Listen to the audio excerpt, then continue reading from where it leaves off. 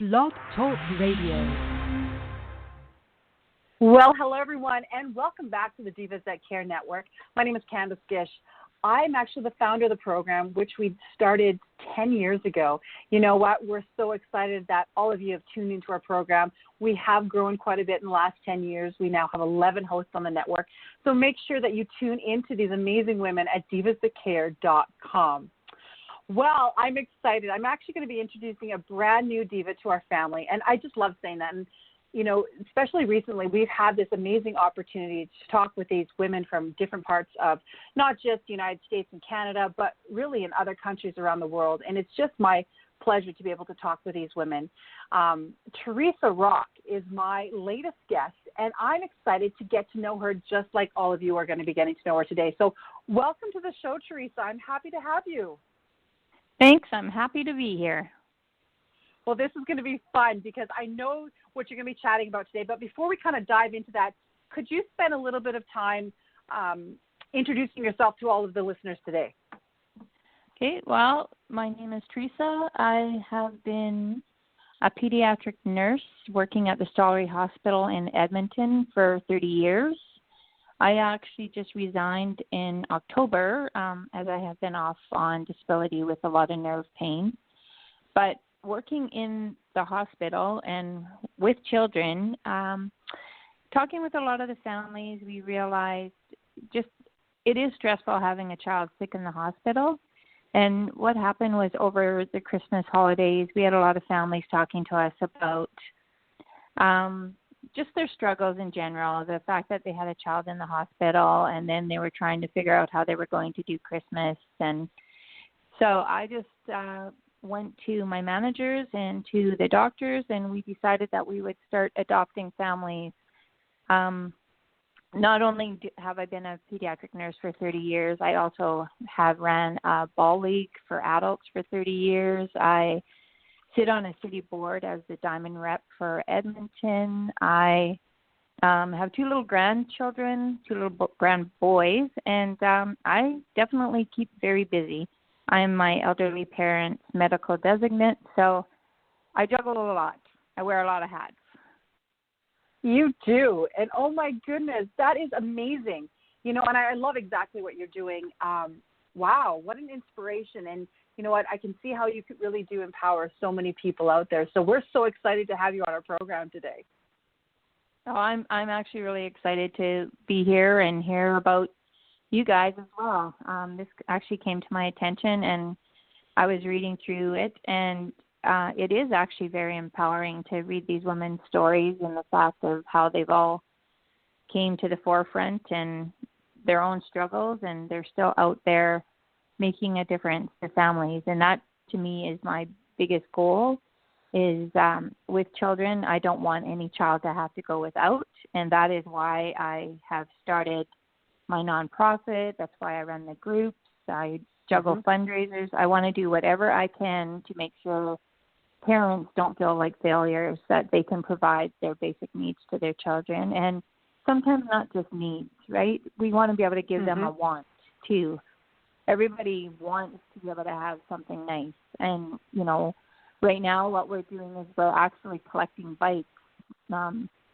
We're juggling a bunch of fundraisers, but we also right now are collecting bikes, and we're fixing up the bikes and repairing them, and then we're going to have a great big draw on our campaign page and get bikes out to many families. Right now we have 15 bikes ready to go, but on my post that I just picked up, I think I have about another 30 to pick up, and we will kind of get them all in working condition, you know, take some for parts and just get a bunch of bikes together for families that otherwise, you know, they can't afford it.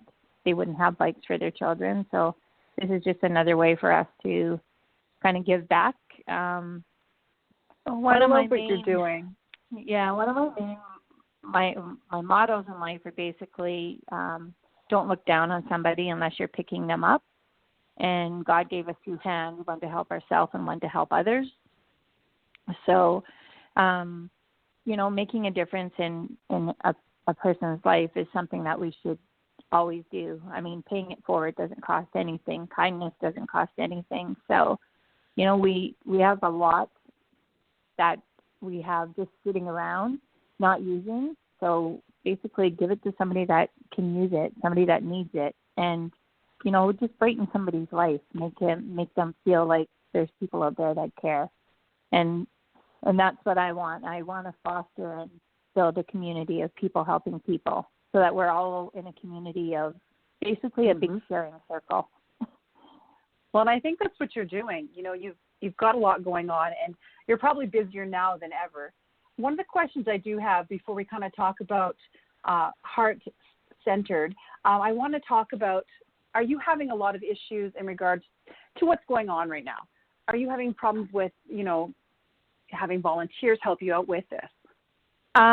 Basically what we're doing right now, well, this COVID actually has been a nightmare. We've had to cancel our 3 big Rib Fest fundraisers. So now our fundraising goals are obviously were impacted, and it's devastating because we were hoping to raise funds to be able to get a new center up and running.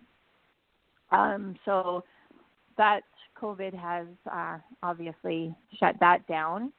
So what we're doing now is we're doing smaller fundraisers, but I do have volunteers that are still out there. We're picking up clothing. We just actually did a clothing drive last week, and we're picking up clothing. It's going to different volunteers' homes. They're practicing social distancing. We're doing porch pickups, cleaning our hands, making sure everything's good, sorting the clothes, and then getting bags out to families. And with the stuff that we grabbed, like all the donations we picked up last week, I believe we probably got clothes out to close to 20 to 30 people. So that's fantastic. In the summertime, now all the families need summer clothing for their children. And a lot of our people on my campaign page, they don't drive, they rely on the bus. So our volunteers really don't want people to have to drag their children on a city bus, especially right now with COVID. And not only that, the different areas of the city, you can't bus to a lot of these places. So our volunteers are driving around. We're picking up stuff, sorting it, getting it out to families. And we have, on the Campaign to Empower the Community page, we have files where people will list specifically what they need. And on our clothing file, we pretty much have gone down to 0 amounts of requests for the children's clothing. I know in the last couple of days more have gone up, but we had not all of the children's clothing requests to offer there.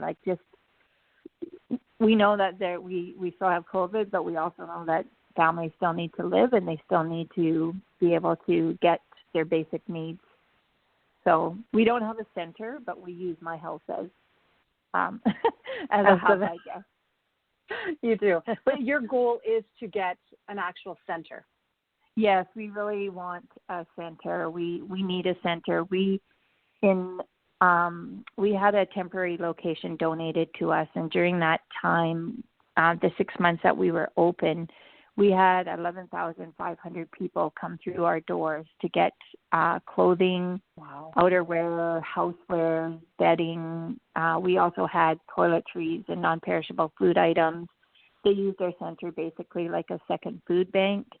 We always had hot soup ready for them and bread so they could come in and have a meal.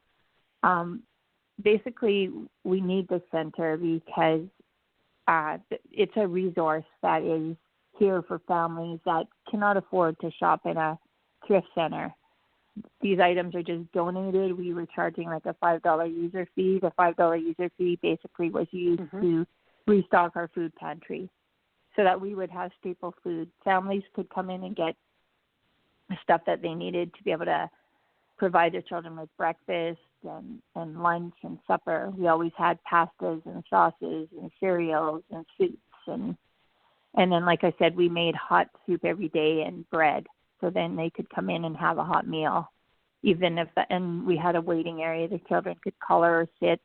The families could sit, eat their soup, and then go shop in the center for $5. They took a basket and got whatever they needed. That sounds amazing.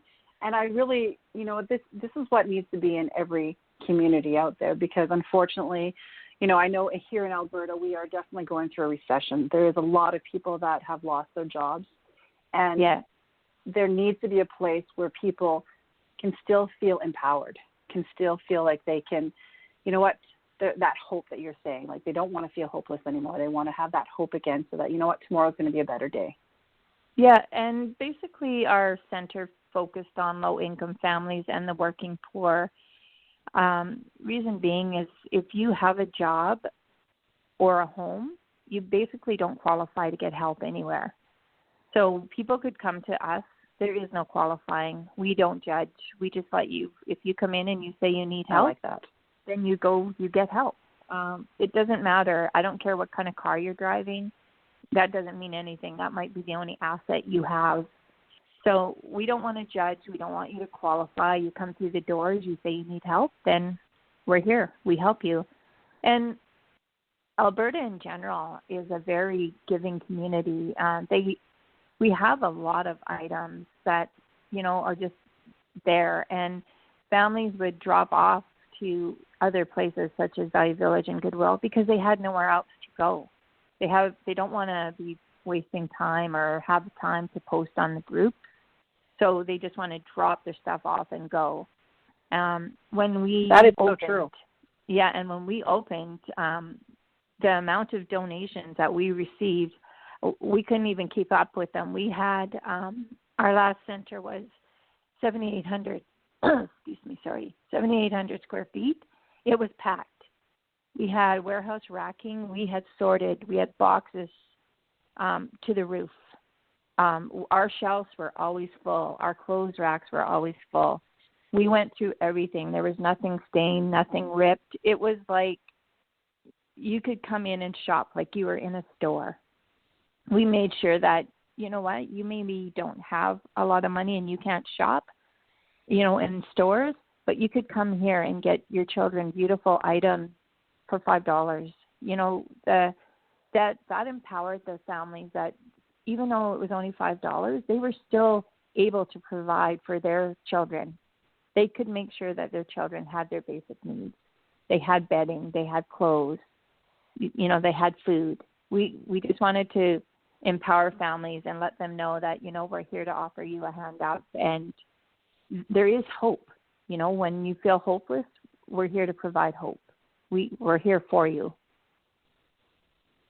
Well, I think this is fantastic, and we really need to get this information out there so that you guys can get a facility because you need it.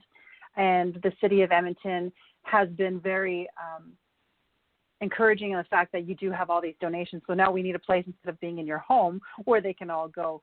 How can our listeners, I know that you're not doing your barbecues and your rib fest, but what other things are you doing right now so that perhaps our listeners can really get involved in this? As of right now, we're doing a Stunted Cheese Sausage fundraiser. We also have a GoFundMe link up and running. We're just trying to do whatever we can to raise some funds. Right now, all of my warehouse or my clothing racks and all the furnishings for the center are sitting in the storage room, so I'm paying storage on that stuff monthly. But I don't want it sitting there. I want to be able to open. I want families to be able to have access. Families were devastated when we closed because they used the toys and stuff that we had in there. Those were toys that they could come in and get and provide birthday gifts to their children or Christmas presents to their children. When we closed, they were all saying, well, what are we going to do? Where are we going to go? And, I said, we'll try as much as we can to help out of my home. But my home is not big enough to to obviously house all the donations that people want to give me. I have a few things in storage, and I'll bring them out and sort them and try to get them out. But we just need a facility. When we had gotten our space, we had probably 1,000 square foot shipping area that was packed, and we had people sorting 8 to 10 hours a day, just sorting and filling the racks, and filling the racks. The donations were endless, and even furniture. We have furnished so many people's apartments and stuff just from people donating. Right now, we have I have the campaign to empower the community page. People will go on there and they will donate whatever items they have, and other families can pick them up. So we have people donating furniture, clothing, bedding, and working with different groups, just everybody working together, and we're making a difference. We're not making as much of an impact as we do with the center open, but we still are helping, a few families every day. But with a center, we would be helping thousands of families. Like if you think about the fact that in 6 months we were open and we had 11,500 people come through the door, we were not even on a bus route. So if we were on a bus route, those numbers would have easily been doubled because people would have been able to come there. So even impacting one person, you've done such a great job, but to do that, to work with that many families and that many people, I think is extraordinary. And I definitely think you need a location where you can even support more. Yeah, I mean, for this year at Christmas, we run a Christmas campaign also. So this year at Christmas, we had 93 families that were sponsored. So 93 families received great big, huge Christmas hampers, and 205 children received new clothes, set of pajamas, and toys. So that's 205 children that woke up to something under the tree that wouldn't have had anything. So we go at this 365 days a year. Like, we're nonstop. We basically, even when the Christmas campaign's running, we're still doing the campaign to empower the community page. But the fact that you can bring a smile to 205 children at Christmas time, that is impactful and heartwarming. And the families that took part in it were so happy, not just the people that received, but the people that gave. They said, this is the true meaning of Christmas, to be able to impact somebody else's life and bring joy to their home and a meal, to their table that they wouldn't otherwise have. So, yeah, just one small act of kindness, that changes one person's life. And so when you're doing this much, we're trying to help so many people that we're impacting so many people. It's really heartwarming to know. Like, we've had, when I did run the center, I had a little girl come in and they wanted to do a tour of the center. So they came through and they looked at it, and then after they were asking questions. And I had a little girl who was about 7. She said, when I get older, I want to be like you. I want to be somebody that helps people. Oh. She said, when I was a little girl, my mom was struggling, and my mom came to you, and you gave us clothing, and you helped us have food. And she goes, but now we don't need to get help anymore. I have a new dad, and we have money. She said, but it's just the fact that she remembered, being little and struggling and getting items from us, and that we made a difference, and that's something that she wanted to do, and she was 7. So that's amazing. To me, that was like, wow, we did make an impact. Yep. On somebody. And then we had another gentleman. He came in and he was all dressed in black and long-haired, and he said all he ever heard was no. And we let him come in. He shopped. He actually found a couple Italian suits that were made, very rich, very expensive suits, but they had been donated. He took those. He actually sent me back, and his daughter actually sent me back a picture and a story. He had got his hair cut, was wearing a suit. He got a job. He got a new apartment. And he just said, heart changed his life. He was on a dark path, and he actually was able to change his path because we didn't say no to him. We didn't judge him. We helped him. So when you hear stories like that, it's impactful because you know that what you're doing is good. You're helping people. You're changing people's lives. That is so true. Teresa, yeah, I just want to ask you too, just because I know that we're kind of coming to the end of our program here. Are you doing this, Adopt Your Family? Are you doing that year round, or do you just do that at the Christmas time?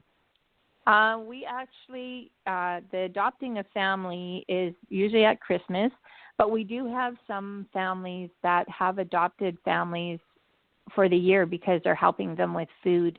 We have so many families that are in need of food that we do have families that will adopt and help those families all year long. Like, you know, once a month they maybe will go and help them get some groceries, or they'll buy a pair of shoes for the children or something. They can help a family and adopt a family that is struggling all year long, because we have so many I love that. single moms and that they struggle. They can't keep up. So, you know, any help to them is a blessing. So a question for you. So for any of our listeners that are interested, in that program, but in all your other ones, how can they get a hold of you so that they can chat with you? Because I think that's really important. I know that it's going to be case by case and individual, obviously, with our listeners. But if they're interested in adopting a family, perhaps, or being a part of your GoFundMe, because we will be posting that on our social media, I think it's really important that you share with our listeners right now how they can go and check out your organization, check out what you're doing, and so that they can get involved too. Okay, so you can check out our website. It's www.heartcentre.ca, so heartcentre.ca. They can also send an email to heartsyeg@gmail.com. They can also phone me. I can provide my phone number to them if they want to talk directly to me. Once they email me, they can ask for my phone number, and I will, speak directly and personally with them. The Hearts website, we also have a Hearts Facebook page. We have the Campaign to Empower the Community page, and we have Christmas for Families in Need page, and those are 3 Facebook groups. Again, if they want to email me or check out the website, we will have all those links up on the website for them to go into. And if they want to donate cash, they can also do it the same thing. It's through email transfer through the same email address. Any help, big or small, is greatly appreciated. If families have items that they're trying to get rid of, children's clothing, anything like that, we definitely want them to contact us so we can get it out to other families that need it. I love this. This is absolutely fantastic, Teresa. I love exactly what you're doing. And that's what the Divas That Care is all about, is empowering and inspiring others. And you are definitely doing that.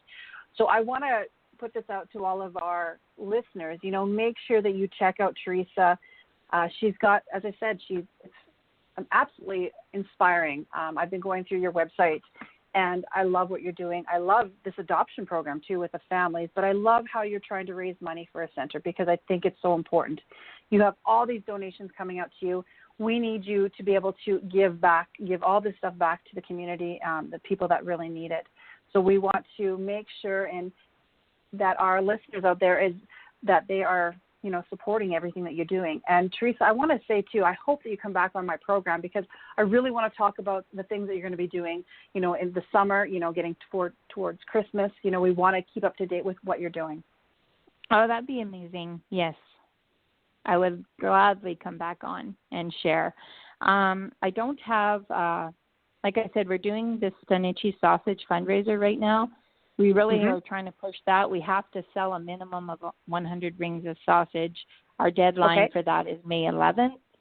So we would love people to check out the Facebook page. We have big posts on there about the email address that they send it to. It's Allison4Hearts@gmail.com.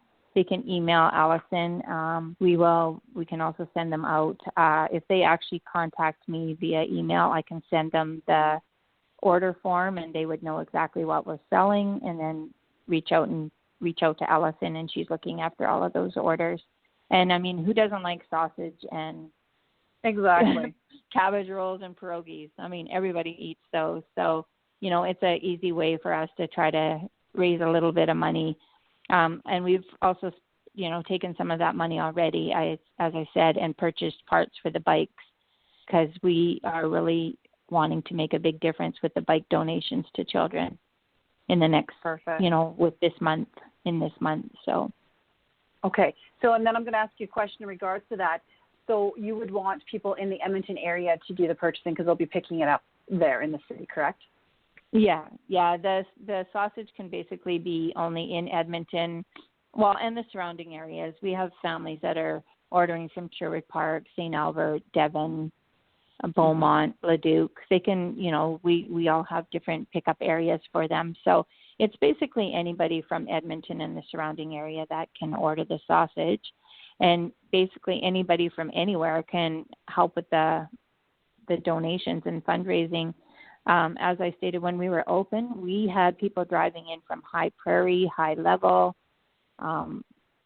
everywhere just to come to the center because they couldn't afford to shop anywhere else. So it was worth them to, drive in and be able to get all the clothing and bedding and stuff that they needed for their families, because it was only, the little bit of gas, and they knew that when they were getting to the center, they were paying $5 to get in the door and getting whatever they needed. Wow. I love your program, Teresa. I'm going to be honest with you. I think it's absolutely fantastic. And I want to support you in any way that I can. So I will definitely be donating to your organization in a lot of different ways. And I know that our listeners, please do this. People need this. We need to support one another. We need to empower one another. And we're giving a hand up, not a handout. So I think it's really important to do that for the people around us. So, Teresa, thank you so very much for being my guest today. Your organization is absolutely extraordinary, and I really want to support you in that endeavor. And as I said, I want you to come back on the program in the future. I look forward to it, and I look forward to everybody reaching out to us, helping us to make a difference. Just think about it. You open a door, give somebody a smile, it changes their life. So providing one act of kindness is, it's taking them from a dark place to a ray of hope. So a smile is like a ray of hope. Yes, it is. Oh, I love it. And you know what? Thank you to all of you amazing listeners that have tuned into today's program. A big shout out to you. I know that there's a lot going on in your lives, but we appreciate you. And I know that Teresa does too, so make sure you check her out again. And a big shout out because, it's because of you we've been doing this for 10 years. We appreciate everything. Make sure that you check out all of our programs on Spotify, iTunes, and on our website at divasthatcare.com. Again, thank you for showing up and listening to our program, and make sure that you do something kind for somebody out there. Until next time, everybody.